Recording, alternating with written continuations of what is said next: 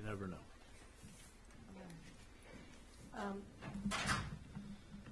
The purpose of the first article is to try to assure that we have housing for the island workforce, the teachers, the nurses, the laborers. It's becoming a very serious problem. It's actually been a problem for a good while, but I think it's approaching crisis. One of the causes is that we really are running out of land. And a lot of the year-round homes are being purchased and converted into summer homes. And so it seemed to me that since we had such little land left, that we should not allow any subdivisions at all without having an affordable housing component to it. And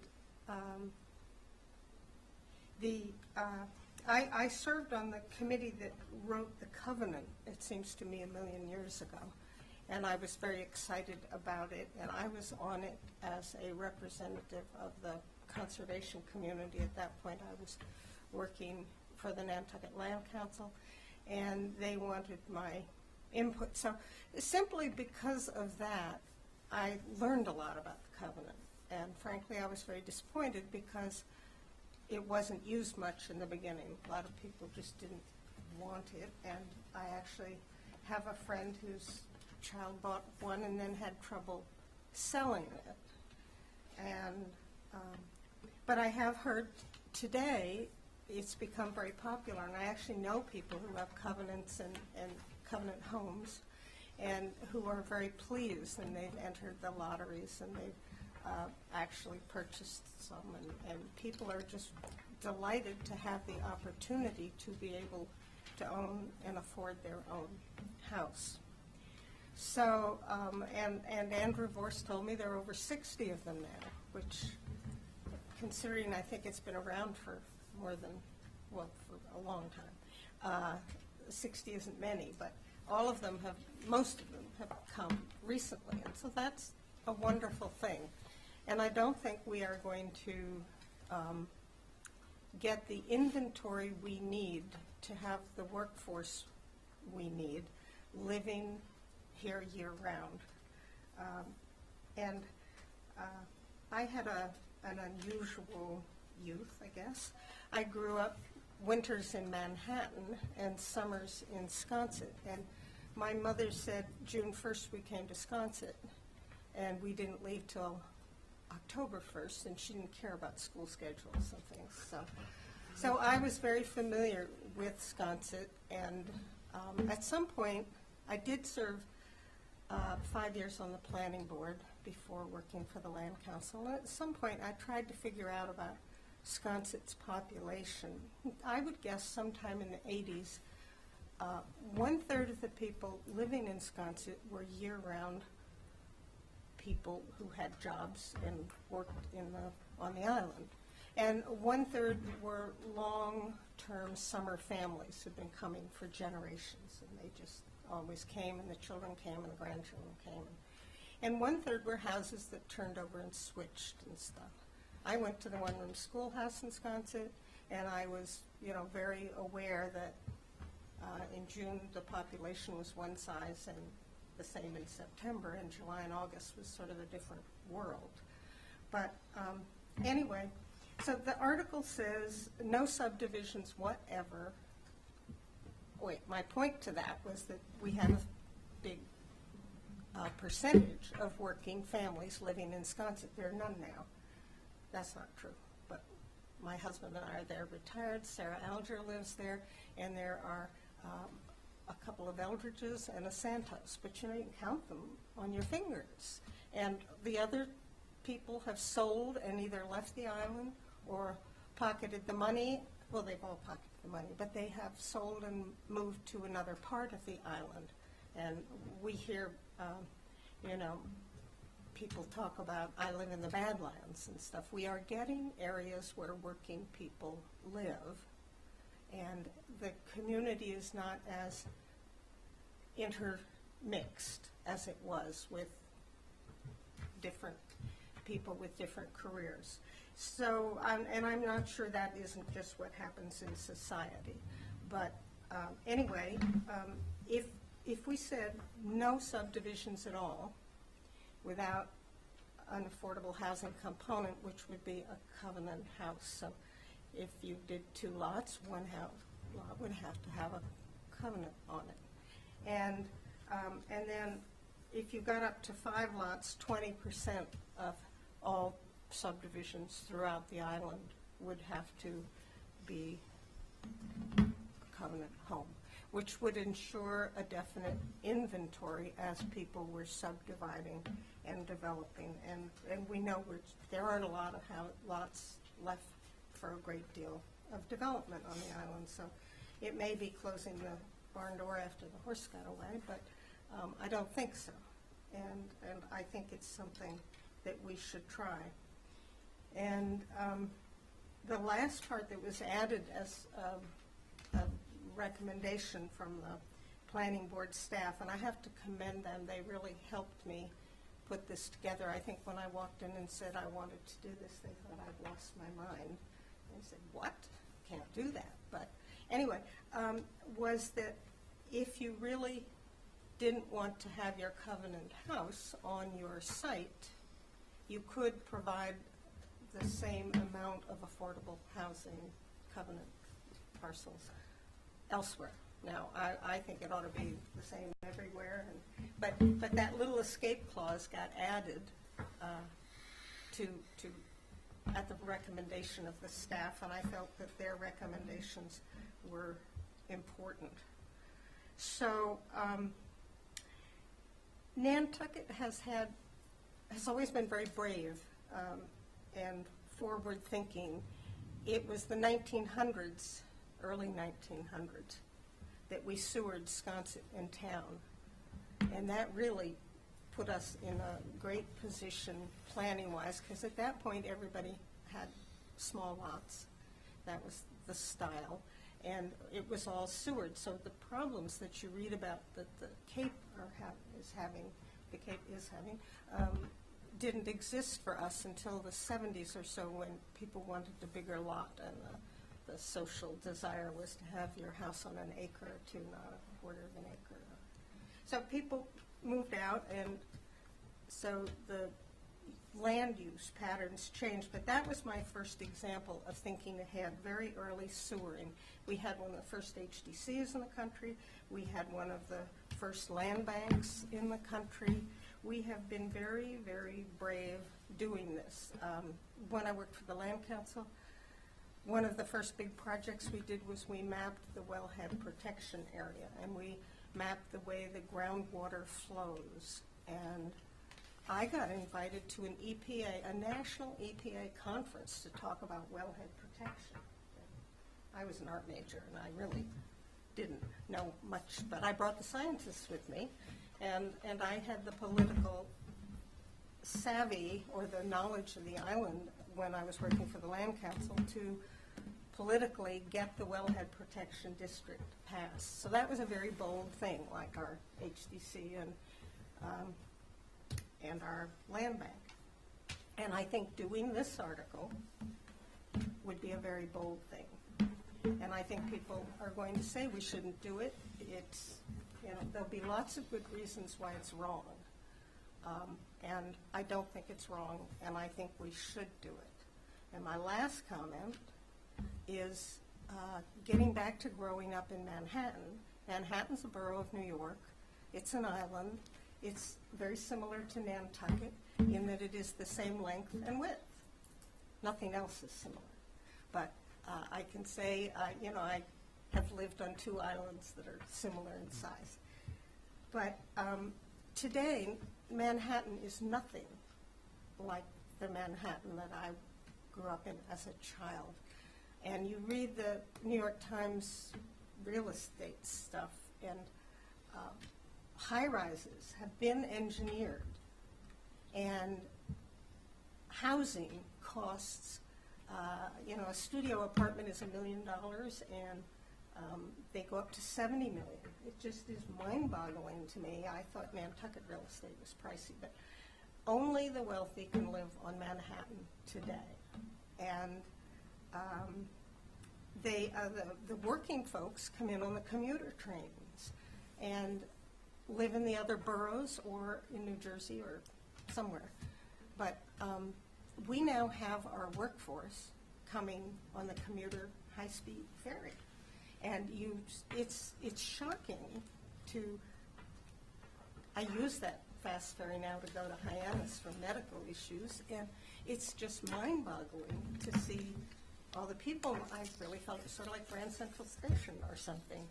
And we are not going to stay the Nantucket that we want to be, that we love. It can all be engineered. The drinking water for Manhattan comes from hundreds of miles away. We can trash our water and we'll get water. We'll have desalination is what we'll have. The engineers will put high rises on. They can all be built, and I think part of the vitality of our community is having working people living here. So I would like to give this an enthusiastic shot, and I hope that it passes, because I really believe that it would be very helpful, even though it does sound a little crazy. I think it's in the fine Nantucket tradition to say no more subdivisions, whatever, unless you do something to provide for us to have working people living here. And it won't be enough, but it will save some, and they are permanent, I am told. I've talked to a lot of local lawyers and things, and there's belief that they will last. So that's it. Was it your intention to make the affordability of these units that's created under this article tied to the covenant program? You've mentioned that a few times, but that language isn't in your article. It isn't? No. Dear me. Well, it certainly was. I mean, that's when I met with the planning board staff. They said it would be done with a covenant. Okay. I brought my notes and not my article. I guess I got to go home and read my own article. Right. Okay. That was one of my questions, was how would we determine what the affordable? Permanent is one thing, affordable is another, and covenant is a third thing. Yes. And I think that the covenant's a fine thing to use, but doesn't help us get towards shy. So you're the subsidized housing inventory, which I'm sure you're familiar with. The covenant doesn't work for that? It doesn't. It doesn't. I didn't know that. So some people will say, covenant's great, and we certainly need workforce housing, which the covenant fits. And then others will say it doesn't go far enough because it doesn't count towards our subsidized housing inventory. But it was your intention to have a definition for what these affordable Absolutely. Units would be, and your the definitions. planning staff said that they, that it would all have to be written. Yeah. I can't do that. I mean, I have no legal training, and I met with town council. He said it was a fine idea. Go for it. Yeah. No, I'm not faulting you. I'm just looking for what your ideas were. Well, I cannot write it. It's going to have to be written by the. I guess I learned today. Really, I have to get the planning board support for them to get the staff to write it as it fits in the bylaw. Okay. Thanks. So, and if they don't like it, I guess I'm sunk. I don't know where I go. I'm not sure I'm going to hire a lawyer to write it for me. Sure. But and I don't have the background, even though I did do 5 years on the planning board.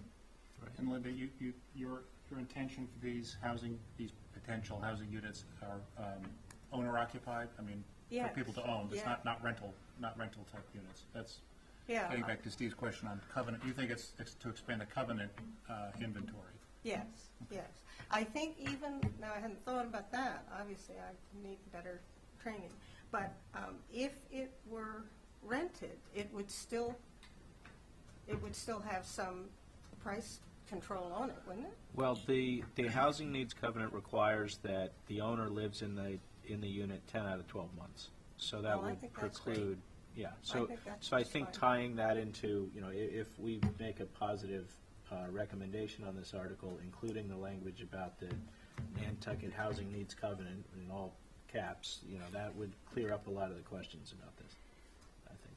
Yeah, yeah. Well, I had trouble putting it together, and, Yeah. I definitely admit that it is sparse, whatever I Yeah. put in, but, and really, chatting in the planning board office, they sort of looked at me like, what? What? I said, yes, this is what I want to do. And, and if it doesn't pass, at least it's going to make people think about it. At least I can stand up at town meeting and shout a little bit and hope that something happens, because we're running out of time. And I really don't want high rises all over the place. And I really don't like the idea of children going to the school and the teachers coming over on the, I taught school for years off island. If we had to add fog days to snow days, But it's fun to go in the market and meet your teacher. And when I take my grandchildren and, they say, there's Not my if you're a teacher, student. come say hello, It's very exciting. And I think the teachers should be here for part of the community. And I think people didn't want the covenant because they wanted to work here and make the money that is earned here for working folks, and then sell and get the big bump selling the house at market rate. And that's why the first covenants weren't popular, because they say, oh my goodness, but I can't sell it for triple my money.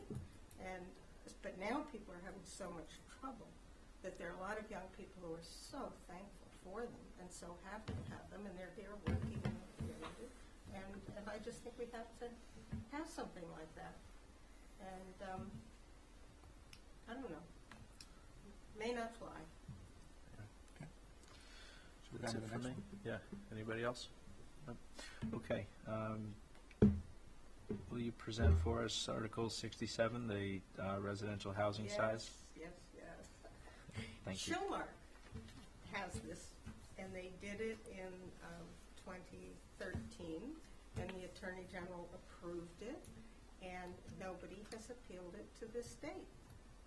And there again, I met with town council. It was wonderful that the selectmen have the opportunity to go express your harebrained ideas with somebody who knows the town bylaw. And he said, just, try it. It has not been defeated by the state in any way. And here again, I had trouble fitting it in, and here again, I got a lot of help from the planning department as to how to fit it in. And so I just think it's got problems because it says living area, not ground cover.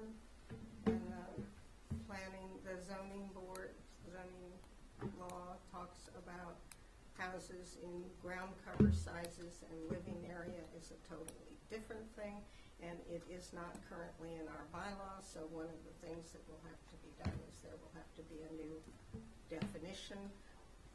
But there are lots of things. Living area gets into floor levels and things more than ground cover, and so it's probably a good thing. And I'm not as committed to this, but it certainly got people in Nantucket excited. When that movie came, I had people calling me up and stopping me on the street, and I still have, an awful lot of people who talk to me because I taught so many kids in school, and because I was on the planning board, and because of my years at the land council. So I'm a bit hiding and lost in Wisconsin, but I'm not totally disappeared. People would just ring me up and say, hey, what are you going to do about that? And I say, what? Because I hadn't heard about it. But I think it's a good thing. And I think it's... So Linda, so what is sort of the logic behind the limitation? You can't build a McMansion. And yet my husband, who is an architect, says the maximum is very big. I mean, we are allowing big houses. It's just meaning that they won't be bigger than big. And I mean, get back to these Manhattan apartments. I have 3 floors and a whole level of a big skyscraper, and it's $70 million, and it's huge.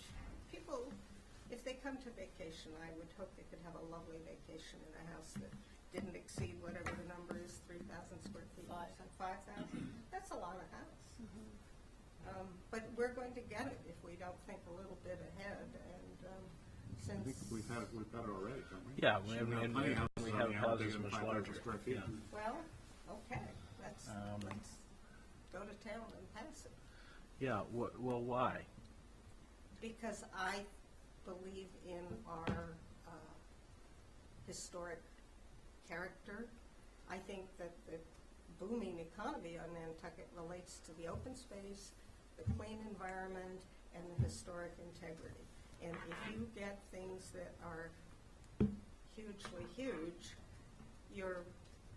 I just think you're losing a bit of the character of the island. So, for instance, if you looked at ground cover, which, and say you had, maybe you were looking at gross volume of the house, so the total first and second floor, because you can't have a third floor except in a few small places of the island, and none of the districts that you're talking about. But you have a whole bunch of stuff underground that's offensive.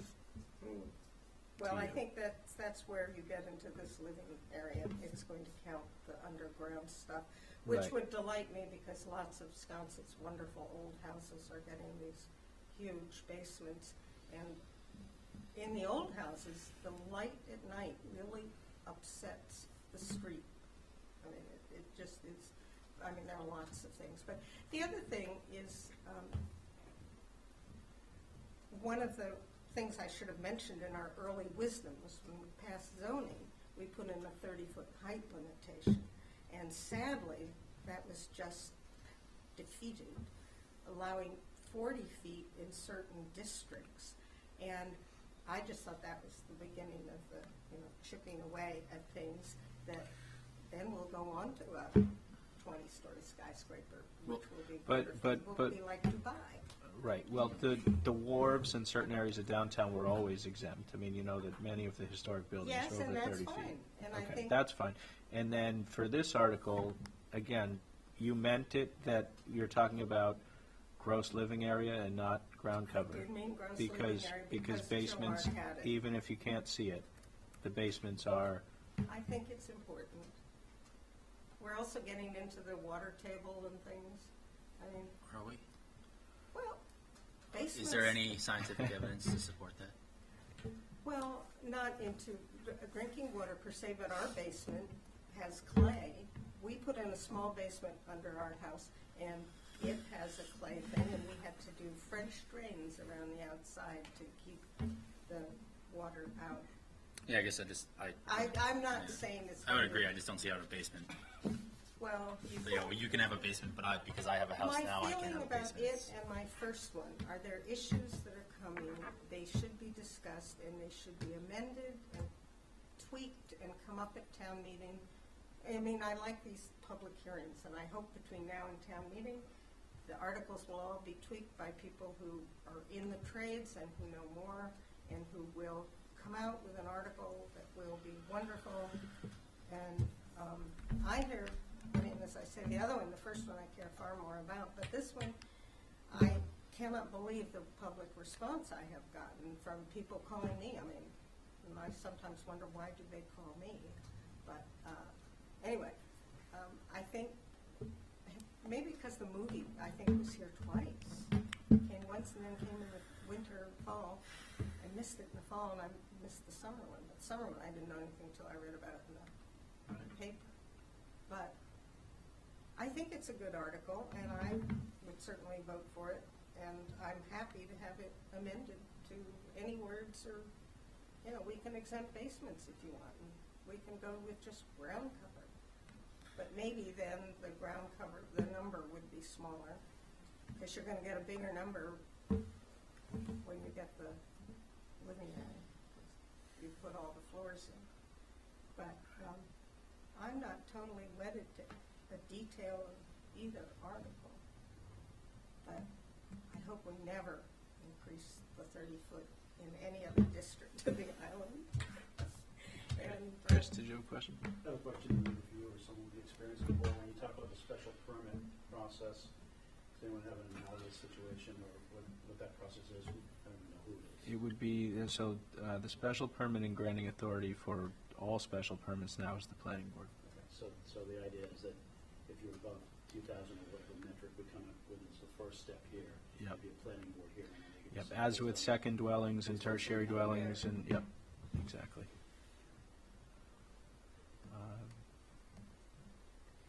So with this particular article, say with the 5,000 square foot limitation, if somebody wanted to build a house that was bigger than 5,000 square foot, they'd have to go to the planning board to get a special permit? No, 5,000 square feet is the hard cap with a special permit. 2,000 square feet is the limit in the VR district, and 3,000 square feet is the limit without special permit in Lug 1, Lug 2, Lug 3. And that's how it is more right than now? No. Oh, no, that's No, what's... right now, there's no limitation on gross living area. If you were able to get a conservation commission permit or whatever other permits you might need to dig a giant basement and have a tiny shack above ground, that would be fine. Nobody's counting your gross living area. You have ground cover limitations based on your lot size and each zoning district, but there's no limitation on gross living area.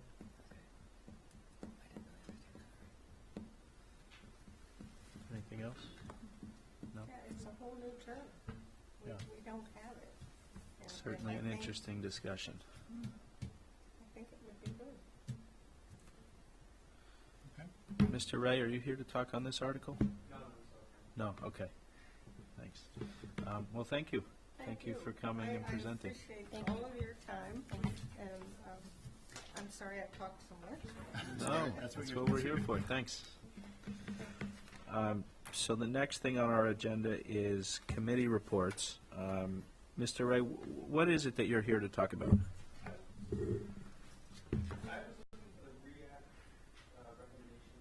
Yes, okay, so that was, gotcha, you wanted to see them?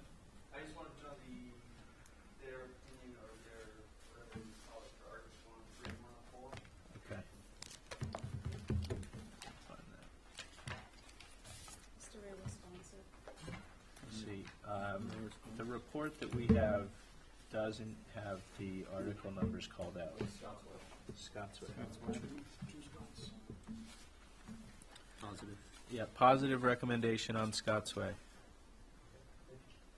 Okay, so, good. Okay, so no comment then. Great. Committee reports. Does anybody have committee reports to share?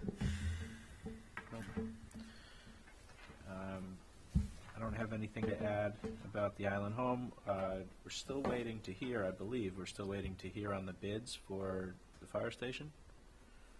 We were supposed to, I think, sometime in February, get back the bids for the modular or panelized construction, but I don't know the status of that. Nope. Well, that would have to come before the bids, I guess, so someday soon. Okay. Good, so look forward to Just a that. question on that. As far as where the fire station is, they've gone back and seeking an set of alternative bids under prefab. So we've gone back under 2 tracks. We can only bid them out one at a time, or you can't put 2 different tracks out concurrently. So we're spending I don't remember the amount, I think it's $66,000 to have it redesigned for the panelized construction. And then that will go out to bid under Chapter 149, I think it's Section 14. It's actually an RFP process. It's actually not a straight bid process. And then depending on the outcome of that, there was a third amendment to Kessel Blue's contract where I think it's $183,000 to redesign it, stick built program and remove some things and configure some stuff. And depending on the outcome of the panelized modular bids, then the determination will be made whether we'll go out using the conventional method or not. But it's sort of, the project is operating under the original authorization and vote from town meeting a year ago, right? Correct. It's just that, Right.